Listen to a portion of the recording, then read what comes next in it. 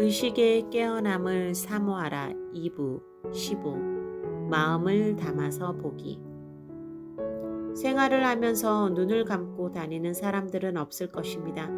모든 사람들이 눈을 뜨고 다닙니다. 그렇지 않으면 아마 다른 사람이나 물건에 부딪히게 되거나 넘어지게 되겠지요. 하지만 눈을 뜨고 다닌다고 해서 모든 사람이 정신을 차리고 다니는 것은 아닙니다. 눈을 뜨고 다니면서도 다른 사람과 부딪히는 경우도 있습니다. 이런 경우에 정신을 어디다 두고 있어요? 라든지 눈은 왜 달고 다니는 겁니까? 하는 식의 핀잔을 듣게 될 것입니다. 왜 눈을 뜨고 다니면서도 그렇게 부딪히거나 실수를 하게 되는 것일까요? 그것은 눈을 뜨고 있으면서도 눈에 온전한 정신을 쏟고 있지 않기 때문입니다. 그것은 눈을 뜨고 있으면서도 눈에 온전한 정신을 쏟고 있지 않기 때문입니다. 사람들은 걸으면서 활동을 하면서 눈을 뜨고 있지만 눈에는 약간의 의식만을 주고 있습니다. 즉, 눈에 또렷이 의식을 담고 사물을 보는 것이 아니라 정확하게 초점을 맞춰서 보지 않고 대충 보는 것입니다. 이것은 눈을 뜨고 있기는 하지만 눈에 마음을 실지 않은 것입니다. 어떤 거리를 걷고 나서 자신이 걸었던 그 거리를 다시 생각해 보기로 합시다. 그러면 무엇이 기억에 남을까요? 그 거리에는 많은 것들이 있었을 것입니다. 길가에 가로수도 있었고 여러 가게들이 있었을 것입니다. 가게에는 간판도 있었고 거리를 걷는 여러 사람들이 있었을 것이고 또한 차도 많이 움직이고 있었을 것입니다. 그런데 그것들을 기억해 보면 기억나는 것이 있을까요? 가로수의 나무는 어떤 종류였을까요? 그 잎의 상태는 어떠하였을까요? 지나가는 사람들의 표정은 어떠했을까요? 보았던 간판의 종류는요? 아마 기억나는 것이 별로 많지 않을 것입니다. 우리는 우리의 눈을 마음에 두지 않았고 그 모든 것들을 보기는 보았지만 그저 스쳐 지나갔을 뿐이니까요. 우리는 이 경우에 잠을 자고 있었던 것입니다. 우리의 눈은 깨어 있었지만 또한 잠을 자고 있었지요. 자고 있었기 때문에 많은 것을 보았지만 기억에는 하나도 기록되지 않았던 것입니다. 물론 이렇게 눈에 마음을 두지 않았다고 해서 잘못되었다는 이야기는 아닙니다.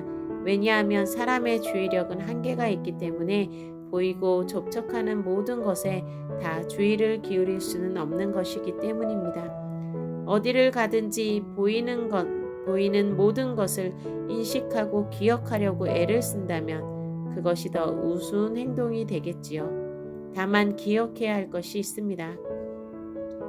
우리가 그렇게 보고 듣고 접하는 대부분의 것들에 대해서 주의를 기울이지 않는 것이 습관이 될 때 우리는 자기도 모르게 의식적인 수면 상태에 빠지게 된다는 사실입니다. 우리가 그렇게 보고 듣고 접하는 대부분의 것들에 대해서 주의를 기울이지 않는 것이 습관이 될 때 우리는 자기도 모르게 의식적인 수면 상태에 빠지게 된다는 사실입니다. 우리는 보이는 많은 것들을 그냥 지나칩니다. 그리고 그러한 과정에서 우리의 마음과 눈은 서로 따로따로 움직이게 됩니다. 관계와 조화를 상실하게 되는 것이지요. 그러다가 갑자기 어떤 중요한 일이 있어서 거기에 마음을 기울이려고 합니다. 그런데 평소에 좋은 관계를 가지고 잘 지내지 않던 마음과 눈이 갑자기 친해져서 잘 협조를 하게 될까요? 그것은 어려울 것입니다. 즉 눈은 무엇인가를 보겠지만 마음은 역시 평소의 습관대로 거기에 마음을 실지 않을 것이며 따라서 제대로 그것을 인식할 수 없을 것입니다. 즉 보기는 보지만 흐릿하고 잘 기억할 수 없는 그러한 상태의 인식을 하게 될 것이라는 말입니다. 이것은 중대한 문제점입니다. 즉 평소엔 눈에 의식을 두지 않았기 때문에 나중에는 눈은 마음과 의식과 잘 조화될 수 없게 되는 것입니다. 즉 얼빠진 듯이 멍청한 눈으로 마치 눈뜬 장님처럼 살아가게 되는 것이지요. 나중에는 한 번 보고도 무엇을 보았는지 잘 기억을 하지 못하게 됩니다.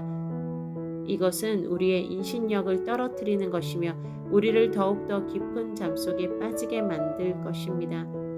우리는 눈과 마음의 관계를 회복해야 합니다.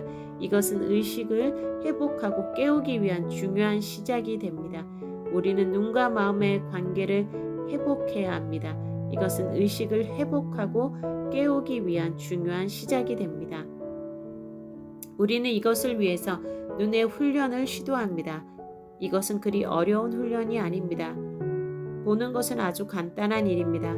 특별한 방법이 있는 것이 아닙니다. 평소에 사물을 보는 것처럼 그렇게 보면 됩니다. 다만 평소와 조금 다른 것은 눈으로만 보지 말고 마음을 가지고 함께 본다는 것입니다.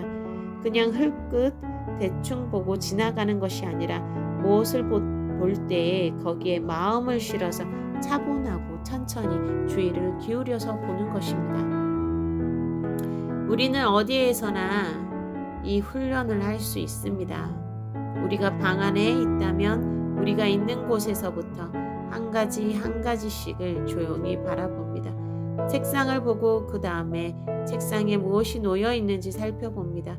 쌓여져 있는 책들, 그리고 컴퓨터의 전면에 붙어 있는 장식이나 무늬, 그 특징들, 그리고 스피커를 바라봅니다. 그 모양에 대해서 써 있는 글자가 있다면 주의 깊게 쳐다봅니다. 그 다음에 창가에 눈을 돌릴 수 있습니다. 창문 곁에 있는 커튼을 바라보고 그 무늬와 특징을 생각합니다. 하나하나의 형태와 특성을 보는 것입니다. 그 다음에 시계를 바라보고 시계 바늘의 모양과 움직임을 관찰합니다. 이렇게 방안을 둘러보다 보면 여태껏 거기에 있는지도 몰랐던 것들을 많이 발견하게 됩니다. 얼마 전에 사놓고 읽어야지 생각하던 책이 그대로 방치된 것도 발견하게 됩니다. 그것은 단순한 발견일까요? 아닙니다. 그렇지 않습니다. 아주 사소한 것들이 당신의 삶과 영적 상태를 보여준다는 사실을 기억하십시오. 아주 사소한 것들이 당신의 삶과 영적 상태를 보여준다는 사실을 기억하십시오. 당신이 당신의 곁에 오래전부터 가까이 있는 것을 잘 인식하지 못하고 있으며 무시하고 있었다는 사실은 당신이 가까이에 있는 사람에 대하여 소홀히 대하고 있다는 것을 보여줄 수도 있는 것입니다. 당신이 당신의 곁에 오래전부터 가까이 있는 것을 잘 인식하지 못하고 있으며 무시하고 있었다는 사실은 당신이 가까이에 있는 사람에 대하여 소홀히 대하고 있다는 것을 보여줄 수도 있는 것입니다. 항상 그러한 것은 아니겠지만 영성의 원리는 그런 식으로 적용된다는 것을 당신은 이해해야 합니다. 그러므로 사소한 것에 대한 인식과 통찰의 변화는 삶의 전반적인 부분에서도 변화와 발전을 가져올 수 있는 것입니다. 그러므로 사소한 것에 대한 인식과 통찰의 변화는 삶의 전반적인 분야에서도 변화와 발전을 가져올 수 있는 것입니다. 이제 당신은 바깥에 나가서 마음을 담아서 보는 것을 훈련할 수 있습니다. 거리에 나가서 가로수를 조용히 응시하기도 하고 길을 지나다니는 사람들을 바라보기도 합니다.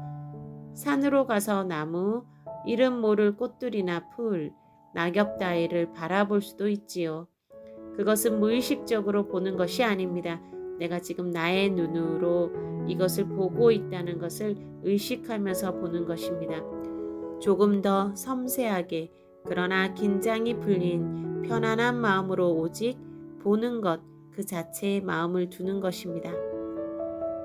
당신은 여태껏 무의식적으로 아무 생각 없이 그러한 것들을 바라보고 있었고 그냥 지나치고 있었을 것입니다. 그러나 이제 당신의 시선에 마음을 담아서 그 모든 것들을 바라보고 관찰하고 묵상하기 시작할 때 당신은 전에 보지 못했던 것들을 보고 느낄 수 있게 될 것입니다. 그렇습니다. 당신은 새로운 것을 보게 되며 새로운 통찰력을 가지게 됩니다. 그것은 당신의 안에서 영혼이 깨어나며 내적인 지각이 깨어나고 있음을 보여주고 있는 것입니다. 보는 것은 간단한 일 같지만 사물의 에너지를 취할 수 있는 놀라운 기능입니다.